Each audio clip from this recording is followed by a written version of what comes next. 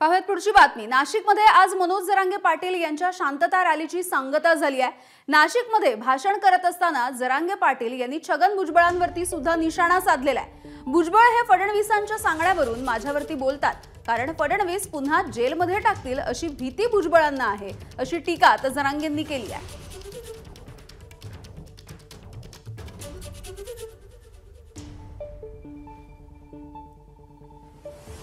29 तारखेला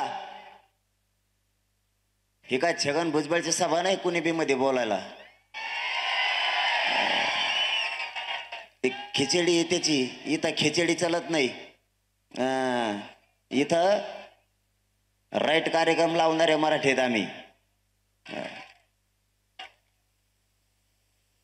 ए यार बसू द्या आता काय नाही करीत तो। आता मग एका चाट्यात आलाय तो। याच्यानंतर नुसते वळवळ करून द्या, भुजबळ सहित त्याला उचलतो।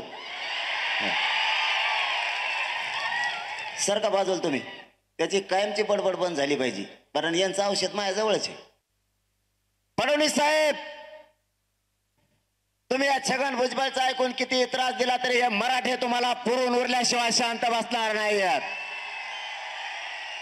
फडणवीस साहेब, तुम्हाला या पवित्र भूमीतून सांगतो, नाशिकच्या